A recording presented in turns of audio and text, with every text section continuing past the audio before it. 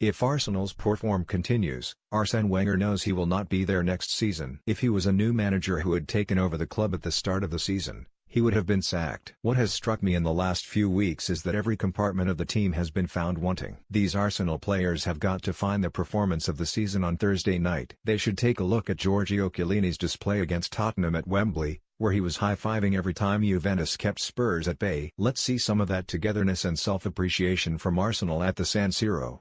That will allow them to go the extra mile. You always have a fighting chance, and Arsenal still have a competition they can win. Milan are a collective unit who work like their manager. Gennaro Gattuso was a dog of war, always scrapping on the pitch.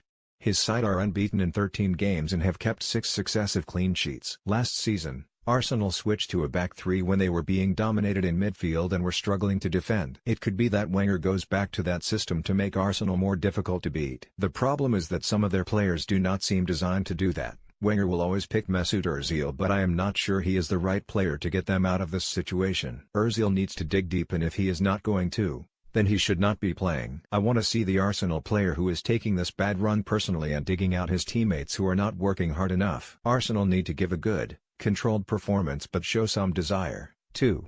Wenger needs to give them that desire. Before one game, I remember George Graham saying to me, "I'm blaming you if this goes wrong." He told me he wanted to see me winning headers, tackles, and that I needed to get into my teammates' ears to make sure we won. As a result, I took the pitch like a warrior. I knew I was going to perform for him. This has to be a case of no more Mr. Nice Guy for Wenger. He has to get into the ears of his players. He needs to look at what has happened in the last few months and fire up these players.